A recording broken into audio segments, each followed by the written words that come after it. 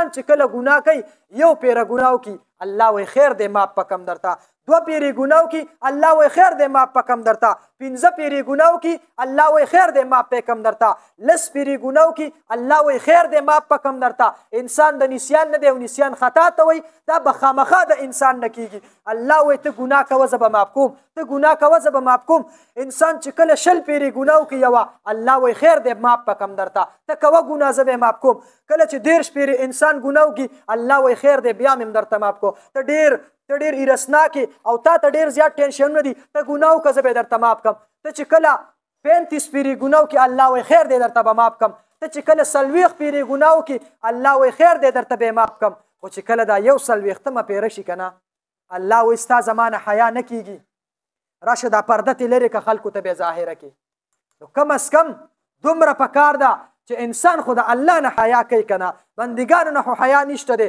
بار بار درته خلک لګیا بار بار درته تبلیغي حضرات علما درته لګیا دي طالبان درته لګیا دي د هغوی نه خو حیا نشته که د الله نه مونږ حیا وکړله هر سړی زه ځان نه یادوم چې زه ډېر پاک یم او هره ورځ د خانه کعبې نه راځم او یا زما د سهار مونځ په خانه کعبه کې نه چې نه هر سړی د خپل وسه پورې ښه غټ ارامي دی زه دا نه وایم په چا باندې هم دغه نه لګوم خو کم از کم پکار ده چې انسان دومره وکړي چې انسان خپل سوچ خپل سمن یا رب کریمه په موږ ټولو باندې خصوصي فضل کرم او احسان وکړه یا رب کریمه د چا بیبیانې نشته بهترینې بیبیانې ورکړه یا رب کریمه په داسې ځای کې ورکړه چې په وهم ګمان کې نه یا رب کریمه زموږ د ټولو کورونه آباد کا یا رب کریمه د محبت ډک کا یا الله د سکون ډک کا یا الله پاکه زموږ په کورونو کې اتفاق راوله یا الله زموږ رونو منځ کې اتفاق راوله یا الله پاکه بغض کې نه ختم کا یا الله لالچونه ختم کا یا الله زموږ زړونه صفا کا یا اله العالمین دا نن چې کومه زنانه بله ورځ چې کومه زنانه وفات شوله یا رب کریمه کامل مغفرت یې وکړه یا رب کریمه کامل مغفرت یې وکړه یا رب کریمه پسماندګانو ته صبر جمیل ورکړه یا رب کریمه آدم علیه السلام نه والا تر نن تاریخه پورې څومره خلک وفات شوي دي یا رب کریمه کامل مغفرت یې وکړه یا الله زموږ د علماو شهادتونه په خپل دربار عالیه کې قبول او منظور کا یا رب کریمه زموږ حبیب الحسن فی السبتا په جنت کې اعلی مقام او مرتبه ورکا یا رب کریمه زموږ بچی دیندار کا یا الله زموږ کور دیندار کا یا الله پاک زموږ د کله علاقه دیندار کا یا الله دین عام کا داسې عام کا څنګه چې د هوا عام ده یا الله پاک زموږ د ملک پاکستان حفاظت وکا یا الله څومره خلک جیرونو کې جیرون نه اخلاص کا یا رب کریمه په مسافر خپل رحم وکا یا الله په مسافر خپل رحم وکا یا الله په مسافر خپل رحم وکا یا الہ العالمین زموږ د ټولو ګناهونه معاف کا یا الله نبی رسول الله څومره دعاګانې زموږ د پاره غوښتي الله کې زموږ پوره حصہ وکا یا رب کریمه د څومره شروع نه پناه غوښتي الله غي موږ له پناه راکا یا رب کریمه ځان کدن په وخت کې د عظیمه کلمه را نصیب کړه لا اله الا الله الحمد لله نحمده ونستعينه ونستغفره ونؤمن به ونتوكل عليه ونعوذ بالله من شرور أنفسنا ومن سيئات أعمالنا من يهده الله فلا مضل له ومن يضلله فلا هادي له وأشهد أن لا إله إلا الله وحده لا شريك له وقال الله تبارك في كلامه المجيد والفرقان الحميد بسم الله الرحمن الرحيم والعصر إن الإنسان لفي خسر إلا الذين آمنوا وعملوا الصالحات وتواصوا بالحق وتواصوا بالصبر وقال النبي صلى الله عليه وسلم بلغوا عني ولو آية أو كما قال عليه الصلاة والسلام کدی تم د مخلوق د در نه پرېخوا بادشاهي د مبارک شک گدای ته چې پیدا شوي خلکو خندل تا بجړل تو صدا سے مړ شه چې ته خاندې او خلک جاړې. زما په دین مینو مسلمانانو، الله جل جلاله په موتا باندې ډېره یو مبارکه میاشت راوستې وه، او زما او ستا نصیب پکې الله جل شانهو کړی و، او ټولو ته پکې الحمدلله د عبادت موقع ملاو شوله. د خپل وسه پورې هر انسان عبادت وکړو، او دا یو دومره مبارکه میاشت وه، او دې ته الله جل شانهو دومره فضیلت ورکړی و، په 11 میاشتې ورته فضیلت ورکړی و. ډېره د برکت نه ډکه میاشت وه، او ډېره د عزتونو میاشت وه، او ډېره د خوشحالو میاشت وه، ډېره د برکتونو میاشت وه. دا الله جل شانهو په موتا باندې راوسته، او یقینا انسان ورپسې داسې خفه وي لکه څنګه چې په یو کور کې غم وشي او په هغه مړي پسې سړی خفه وي. زه خو ورپسې خپله ډېر زیات خفه یم، او ستاسو خو راته پته نشته، ځکه دا ډېره یو د برکتونو میاشت وه، ډېره د مزو میاشت وه. خو اوس دا میاشت برکتي شوي په څه باندې ده تاسو ته پته شته؟ د الله کلام ته ګوره، د الله کلام څومره معتبر دی او څومره عزتمند دی. اوس چې دا کلام د آسماني دنیا نه چا راوړی دی د پیغمبر خواله، هغه فرشتم الله جل شانهو معتبره کړې ده د قرآن په برکت سره. اوس چې په چا باندې نازل شو، په جناب محمد رسول الله صلی الله علیه وسلم مبارک باندې، نو د دې قرآن په برکت سره زمونږ پیغمبر الله معتبر وګرځو. بیا چې دا قرآن په کومه میاشت کې نازل شو، نو دا د قرآن فضیلت دی چې الله جل شانهو د قرآن چې په کومه میاشت کې نازل شو، الله جل شانهو هغه میاشت هم بختوره وګرځوله، او الله جل شانهو دغه میاشت هم معتبره وګرځوله. په دې بنیاد باندې چې په دې میاشت کې قرآن نازل شو، الله د دې قرآن په برکت سره دغه میاشت هم معتبره کړه.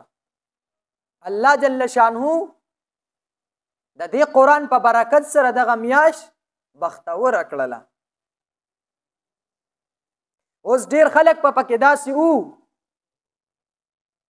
چې هغوی به په دې رمضان المبارک کې هم په الله ځان نه بخلی.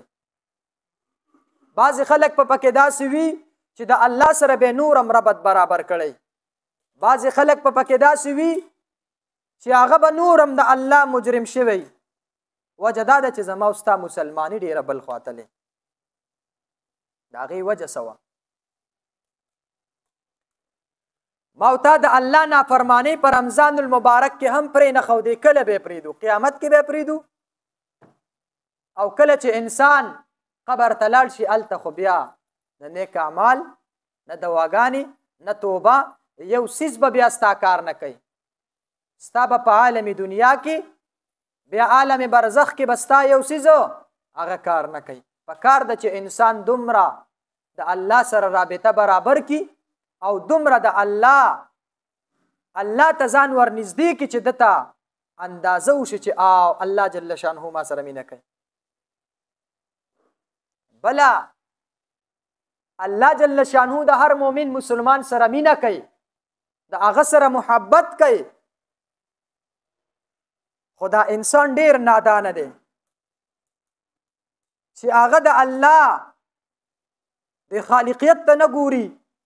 الله قرآن کې فرمای افلا ينظرون الى الابل كيف خلقت، دې ته نه ګوري انسان. والى الجبال كيف نصبت، دې ته نه ګوري. والى الارض كيف سطحت. الله داسې خالق ذات دی او انسان دغه ته نه ګوري، خو خپل ګناهونه کوي. لکه چې یو انسان په رمضان المبارک کې ګناه پرې نه ښوده، دی به کله پرېږدي؟ لکه ما او تا د رمضان المبارک میاش په موت رااله او موت د الله سره روغه اون کړه کله به کو بیا دا موقع به بیا راشي یا به رانشي تیر کال به یو کس اعتکاف ته کېناستو او دې کال هغه په دنیا کې نو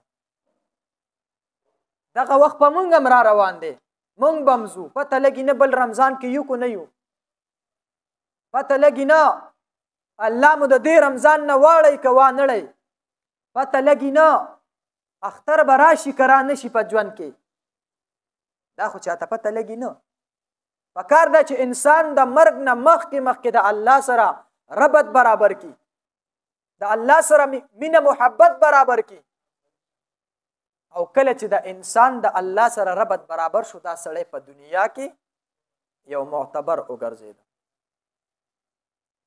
کم از کم انسان به دومره کوي چې د الله سره رابطه برابري بیا به د الله د طرفه په مونږ باندې د رحم فیصلې کیږي او کما وتا د الله سره ربط برابر نه کو ژوند مو بیا برباد دی دا اوس چې کومه میاشت وه یقیني دا ډیره د برکتونو ډیره معززه میاشت وه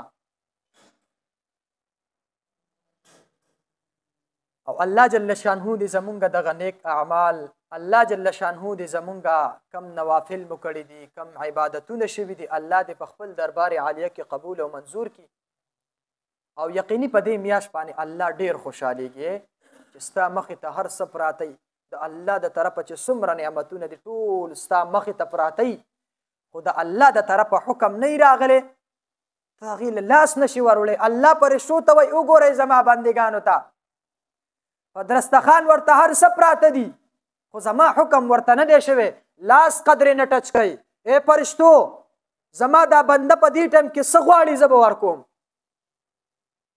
داسې کریم رب داسې رحیم رب دی زما ستا ما تعالی خو د دعا چلم نه درځي پکار ده چې انسان په داسې طریقه دعا وکړي په داسې طریقه لکه ما تا چې په دنیا کې د دې دنیا دپاره ما تا څومره یو کس پسې ورځو هلکه وس مې نه کېږي هلکه داسې یم هلکه غریب یم او وس مې نه کېږي څه خیرات راکه څه زکات راکه څه سرسایه راکه ما تا څومره هغه ته په خپو پرېوځو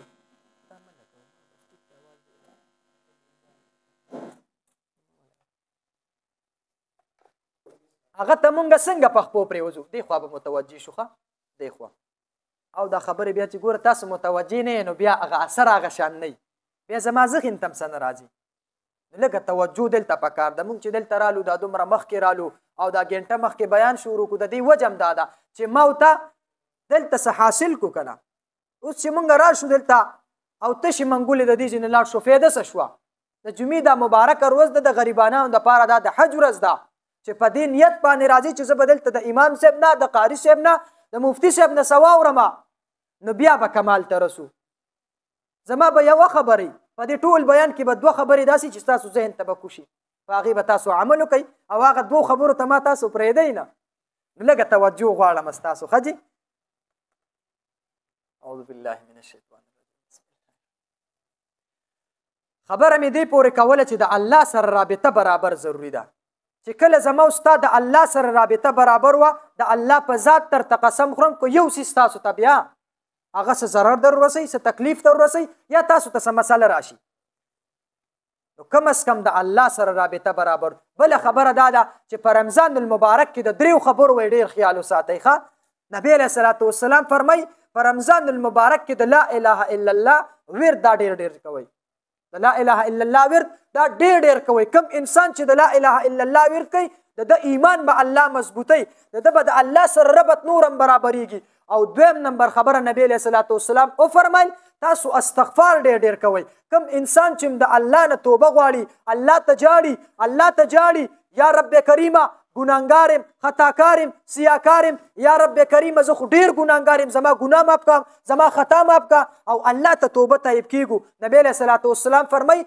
التائب من الذنب کمن لا ذنب له انسان چې ګناه وکړي او بیا د الله نه توبه وکاږي دا داسې شو چې د سره ناډوله ګناه نه ده کړې نو پکار ده چې انسان د الله نه توبه وکاږي په صدق دل سره په سچایۍ سره چې رب کریم پلان کوي ګناه مې ډېره کړې ده د نن نه بعد به دا ګناه نه کوم پلان کوي ګناه مې ډیره کړې ده، رب کریم د نن نه بعد به نه کوم.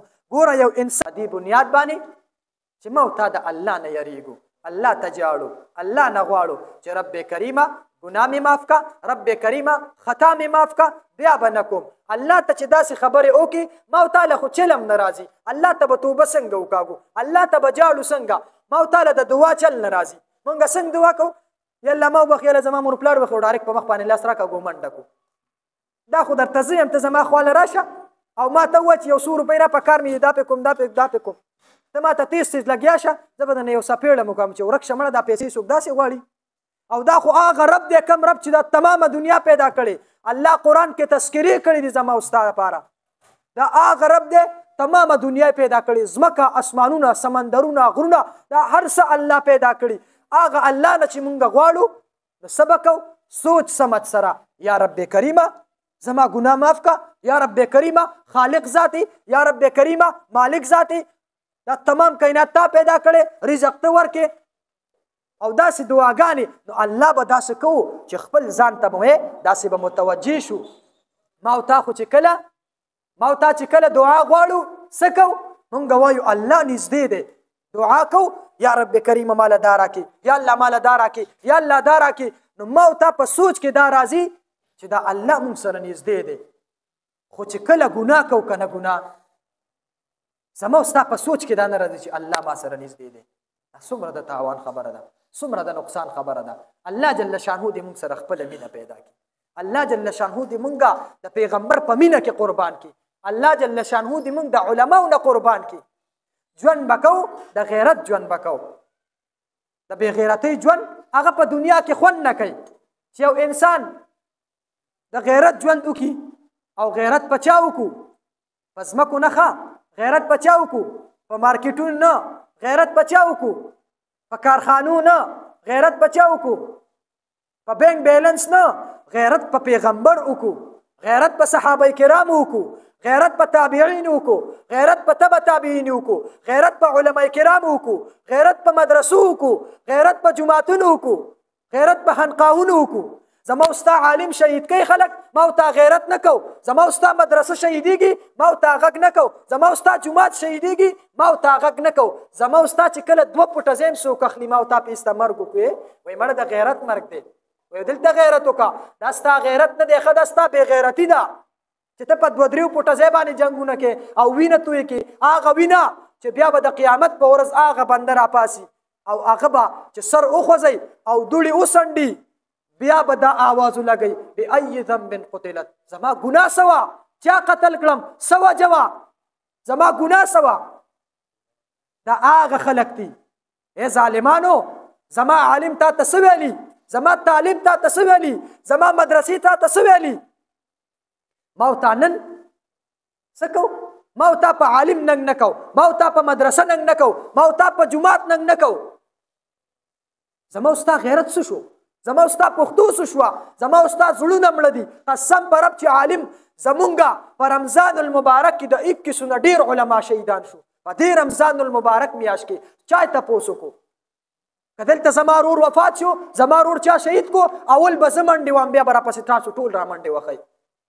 دغه شان د هر سړی سوچ وکړي. د چا په کور کې چې یو بچی بې ګناه څوک مړ کړي، قسم دی چې نه پرې تر هغې پورې وایي ما چې ته وینې نه ایسکلې نه پرېږدم. زما عالم شهید شو، چا یې تپوس وکړو؟ دا تپوس په څوک کوي؟ دا خو هغه عالمان دي. زما او ستا بچو ته سبقونه ښیي، زما او ستا د بچو نه یو کردار واره سړی جوړوي، زما او ستا د بچو نه چې کوم دی یو بهترین انسان جوړوي. د ښځې او د نر په منځ کې فرق ښیي ما او تا ته، د خور مور منځ کې ما او تا ته فرق ښیي، د ښځې او د خور منځ کې ما او تا ته فرق ښیي. نکاحونه زما او ستا کوي، جنازې راله کوي، زمونږ مړي ملامبوي. بیا هم زما او ستا عالم بچ نه دی. ولې ګناه یې څه ده؟ دهشتګرد درته ښکاري، ډاکوان درته ښکاري، غلاګنان درته ښکاري؟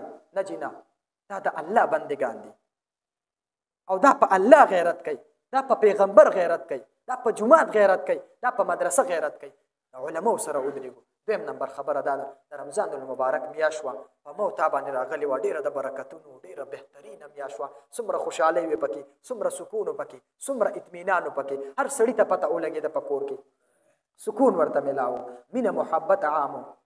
رور او رور ناس یو ځای روټۍ ته، خور او رور ناس یو ځای روټۍ ته، رور او پلار ناس یو ځای روټۍ ته، ښځه او بچي ناس یو ځای روټۍ ته، مور او بچی ناس یو ځای روټۍ ته.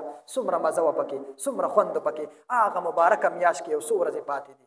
راځئ چې نن خو د الله سره روغ وکړو که نه، چې یا رب کریمه د نن نه بعد زه تا سره روغ وکړو. څومره ګناه مې کړي، څومره خطا مې کړي، رب کریمه دا راته ماف کړي، نن نه بعد به نه کوم. الله ته وجاړو، الله نه وغواړو، دا میاشت بیا نه راځي. دویم نمبر خبره مې دا کوله چې اوس د اختر ورځې دي او مونږ دا زنانه لیږو چېرته؟ بازارونو ته یې لیږو. په خپله لاړ شو مړه کوه چې چېرته لاړې نشته مې د زړه زور. ښځې ولیږو، هغه څه کوي؟ د غیر محرمه سره لاس میلاو کړي، غیر محرمه سره خبرې وکړي. او دې نه څومره منه راغلې. اوس درته یو واقعه بیانوم، بیا خبره په دې ځای باندې اکتفا هغه کومه. نبی علیه الصلاة والسلام داسې یو ځای صحابه کرامو سره ناسو، عرض ورته کوي ای زما صحابه کرامو یو پوښتنه درنه کوم، جنتي ښځه کومه ده؟ یو صحابي آواز وکړو یا رسول الله جنتي ښځه هغه ده چې ډېر منځونه یې کړي وي یا رسول الله جنتي ښځه هغه ده. بل صحابي ودرېد الله رسوله جنتي ښځه هغه ده چې ډېر عبادتونه یې کړي وي یا رسول الله جنتي ښځه دغه ده. یو صحابي پاسېد وویل د الله رسوله چې ډېر تلاوتونه یې کړي وي هغه جنتي ښځه ده. علي رضی الله تعالی عنه داسې غلی غونته پاسېده، لاړې کور ته، عرض کوي ای فاطمه راشه. نبی علیه الصلاة والسلام فرمایي ستا بابا جان فرمایي جنتي ښځه کوم یوه ده، څه جواب ورکړم؟ فاطمه خو د چا لور وه، د عزت نه ډکه، د حیا نه ډکه، څه جواب یې ورکړو؟ وایي زما بابا جان ته ووایه چې جنتي ښځه هغه ده چې د غیر محرمه نظر په دې زنانه باندې نه شوی او د دې زنانه په یو غیر محرمه باندې نظر نه شوی، جنتي ښځه دغه ده. علي رضی الله تعالی عنه لاړ نبی علیه الصلاة والسلام ته عرض کوي د الله رسوله صلی الله علیه وسلم مبارکه جنتي ښځه هغه ده چې د یو غیر محرمه نظر په دې باندې شوی او د دې نظر په یو غیر محرمه باندې نه شوی. نبی علیه الصلاة والسلام داسې مسکی شو ویې خندل. چا درته ووي؟ فاطمه درته ووي. فاطمه د چا لور وه؟ داسې د حیا نه ډکه یو زنانه دې دا نه وایي چې زه خو بازار ته ځم او که زما پړونه یو که زما مخ کاري او بړه زما زړه خو صفا دی. بعضې نیم زنانه داسې که نه ستا زړه ډېر صفا دی، ته د عایشې نه ډېره صفایي، ته د فاطمې نه ډېره صفایي، ته د هغوی نه ډېره عزتناکه یې، ډېره حیاناکه یې. فاطمه چې دلته عایشه مونږ ته څه ویلي مونږ به په هغې باندې ژوند کوو. مونږ ته چې فاطمه کومه حیا ښودلې مونږ به په هغې ژوند کوو. دا مه وایه چې زما زړه پاک دی، ستا زړه خو پاک دی، خو الله دې معافي وکړي. نور ځکه څه نشم ویلی، دا ځای دا منصب دا ماته داسې د دې خبرو نه ښکاري. الله دې زمونږ په زنانو باندې رحم وکړي. الله جل شانهو دې زمونږ په کور کې حیا راولي، زمونږ په کور کې دې الله عزتونه راولي. الله جل شانهو دې زمونږ بچي دینداره کړي. مونږ به خپلو بچو له دعاګانې کوو. زه یم په دې رمضان کې بچم د بچو دپاره داسې دعا نه کړي. راځئ چې نن خو یې په جمع وکړو که نه، الله نه به وغواړو، الله ته به وجاړو، الله به زمونږ ژوند ښایسته کړي، د سکون به کړي، د اطمینان به کړي، د راحت به کړي. خوښ هم ده انشاءالله. ټایم پوره دی ښه جي ښه جي ښه دعا وکړئ انشاءالله. رب اجعلني مقيم الصلاة ومن ذريتي ربنا وتقبل دعاء ربنا اغفر لي ولوالدي وللمؤمنين يوم يقوم الحساب. رب کریم زمون گناهونه معاف کی یا رب کریم، واړه گناهونه غټ گناهونه راته معاف کی یا رب کریم. کوم ګناه په قصر کړي، کم په خطا کړي، رب کریم هغه راته معاف کا یا رب کریم. زمون گناهونه معاف کا یا الہ العالمین. دا څومره خلک چې ناشتي د چا څه شرعي حاجات څه ضرورت رب کریم خپل غیبي خزانونه پوره کا یا رب کریم. بیماری دی الله پاک صحت کې بدل کا یا الله، کورونو کې اسپیټالونو کې څومره بیماری دی رب کریم هغه چې کوم دی په صحت سره بدل کا یا رب کریم. زمونږ د علاقونه یا الله پاک بغض کې نه ختم کا یا الله، محبت عام کا یا رب کریم. د سکون ژوند راکا، د اطمینان ژوند راکا یا الله پاک. زمونږ زړونه صفا کا یا الله، ستا محبت پکې پیدا کا یا الله، د پیغمبر محبت پکې پیدا کا یا رب کریم. ستا د دین کار زمونږ نه واخله یا الله، که زمونږ زړه غواړي که نه غواړي یا الله، د دنیا ګوټ ګوټ ته زمونږ د آواز ورسوه یا رب کریم. په موږ ټولو باندې خصوصي فضل وکړه یا الله پاک. د چا اولاد نشته اولاد ورکا یا الله، د چا اولاد شته دی